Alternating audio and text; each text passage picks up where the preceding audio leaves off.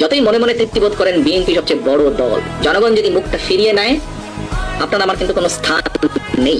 যত বড় যাই হই না কেন, আমরা নিজেরা নিজেরা যত বড় যাই মনে করি। আমি আজকে গত কয়েক মাস ধরে বলছি সামনের নির্বাচন এত সহজ নয় আপনারা যত সহজ ভাবছেন। নিজের মনে যতই বড়াই করুন, আরে বিএনপির তো শাখা প্রশাখা একদম গ্রাম পর্যন্ত আছে, অন্যদের কি এত আছে? এত বড়াইয়ের কিছু নেই।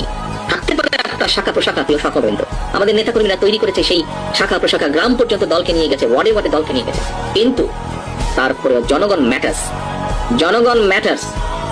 দেখেন, জনাব তারেক রহমানের এই বার্তাটা বাংলাদেশে বিএনপির অনেক নেতাকর্মী এখনো বুঝতে পারেন নাই। 5ই আগস্ট পরবর্তী বাংলাদেশে রাজনীতি আপনাকে কোন সিস্টেমে করতে হবে এটা অনেকে বুঝেছেন, অনেকে বোঝেন নাই। দেখেন, ডাকসুর ভিপি নির্বাচন বা ডাকসুর এই যে নির্বাচন, এটা একটা মেসেজ ক্রিয়েট করেছে। বিশেষ করে বিএনপির যারা নেতাকর্মীরা আছেন শুধুমাত্র ফেসবুকে সারা দিন রাত জামাতকে নিয়ে বিভিন্ন বক্তব্য দিচ্ছেন, শিবিরকে নিয়ে বক্তব্য দিচ্ছেন। এলাকায় আওয়ামী লীগ করছে, ভাই ভালো মানুষ ছিল, কিন্তু আপনার তারে পছন্দ হয় না, তার সামাজিক অবস্থান আপনি দেখতে পারেন না, একটা মিথ্যা মামলা ঠুকা দিচ্ছেন। আপনার হাতে একটু ক্ষমতা আসছে, থানা পুলিশের মধ্যে কানেক্টিভিটি আসছে, তারপর আপনি বাস স্ট্যান্ড, টেম্পো স্ট্যান্ড এলাকার যে লোকাল মসজিদ, মাদ্রাসা, স্কুলের কমিটি, বাজার কমিটি, আপনি গায়ের জোরে গিয়ে নিয়ে সবকিছু আপনারা নিজেরা করে যে দখলদারিত্বের খেলা শুরু করছেন অনেক জায়গাতে, এগুলা এটার কিন্তু ইফেক্ট তৈরি হবে। জনাব তারেক রহমান যে কথাগুলো বলছেন, আপনি বুঝতে পারছেন যে উনি কি বুঝাইছেন? 5ই আগস্ট পরবর্তী বাংলাদেশে একটা জিনিস কিন্তু এখন নীরব ভোটের একটা বিপ্লব হবে। এখানে আওয়ামী লীগ হচ্ছে একটা ফ্লোয়িং এবং সুইং ভোটার এই মুহূর্তে। জামাতের নিজস্ব ভোট ব্যাংক আছে, বিএনপিরও আছে, কিন্তু জামাত এবং বিএনপির এই নির্বাচনে ক্ষমতায় কারা যাবে সেটা কিন্তু নির্ধারণ করবে আওয়ামী লীগের ভোটগুলা। যদি এই ভোটারগুলারে ম্যানেজ করে আপনি ভোট দেওয়াইতে পারেন। দেখেন, আওয়ামী লীগের নেতা যারা আছে দুর্নীতিবাজ, তাদের হিসাবটা আলাদা, তারা দেশ ছাড়া গেছে, কেউ পালায় আছে, কেউ মামলার আসামি হয়ে আছে, কিন্তু লোকালি আওয়ামী লীগের যারা সাপোর্টার আছে, ভালো মানুষ আছে, আওয়ামী লীগের করছে, দলের জন্য রাজনীতি করছে, মূল্যায়ন পানে, আওয়ামী লীগের সময় নির্যাতন হয়েছে, এই মানুষগুলোও বাংলাদেশের বিভিন্ন জায়গায়, বেশিরভাগ আমি ধরতে পারি 80% জায়গায় বিএনপির নেতাকর্মীরা নতুন ক্ষমতা পায়া এই যে মামলা হামলা দৌড়ানি দখলদারিত্ব দিচ্ছেন। 10% জায়গাতে অন্য দলও আছে, 5% জায়গায় জামাতও আছে। তবে রাজনীতির খেলাতে জামাত কিন্তু অনেক দূর এগিয়ে গেছে। আমরা বড় দল, ওই যে তারেক রহমান বলছিল না যে একদম গ্রামে গঞ্জে আমাদের শাখা প্রশাখা আছে, দেখলেই দেখি মাঠের মধ্যে হাজার হাজার মানুষ, কিন্তু ভোটের বিষয়টা কিন্তু ব্যতিক্রম ছিল। আপনি ডাকসুতে ভোটের ব্যবধানটা দেখছেন, ব্যবধানটা জিয়া হলেও আবিদের পরাজয়, এমনকি আবিদের সাথে ডাকসুর যে ভিপি সাদিক কায়েমের যে ভোটের পার্থক্য আপনি খেয়াল করছেন, তিনটা বড় বড় পদে। তো এই ঢাবিতে আমরা তো দেখছি যে ভাই ছাত্র দলের জয় জয়কার, এই ঢাবিতে তো আমরা এত কিছু দেখছি, কিন্তু আজকে দেখেন এই ঢাবিতে আজকে নীরব ভোটের বিপ্লব হয়েছে। শিবির খারাপ, জামাত খারাপ, ভালো, সেটা আপনি প্রতিদিন টেলিফোনে অথবা সোশ্যাল মিডিয়া প্ল্যাটফর্মে অথবা এলাকার মধ্যে রাজনৈতিক বয়ানে এগুলা বইলা মানুষের মধ্যে আপনি কোনো অনুভূতি তৈরি করতে পারবেন না। আপনাকে যেটা করতে হবে ভালো কাজ। এই মুহূর্তে নির্বাচন নিয়ে খুব বেশি দিন কিন্তু আর নাই।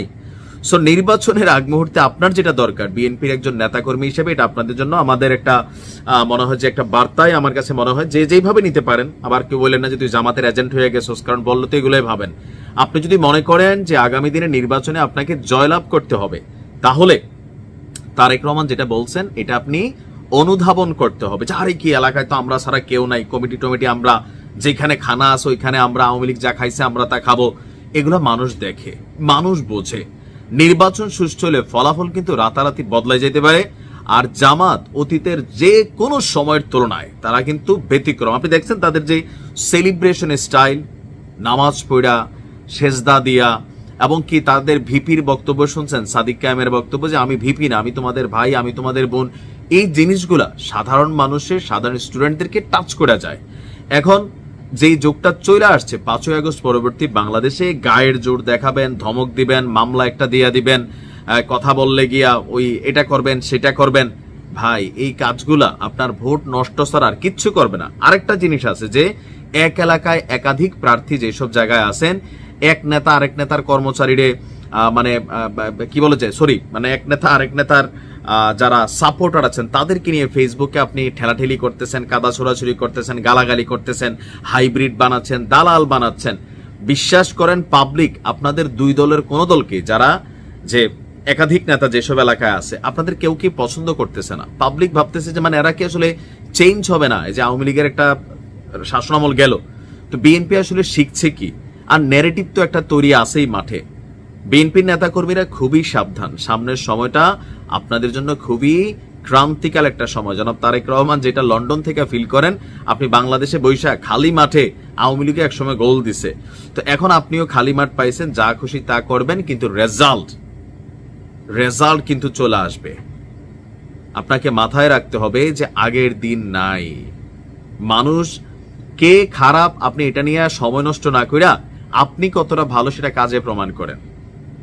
আমি কতটা খারাপ এটা আপনার মুখ থেকে মানুষ শুনতে চায় না, মানুষ আপনি ভালো যে সেটা আপনার কাজে দেখতে চায়। যে খারাপ মানুষ তারে খারাপই ভাবে, যে ভালো তারে ভালোই ভাবে।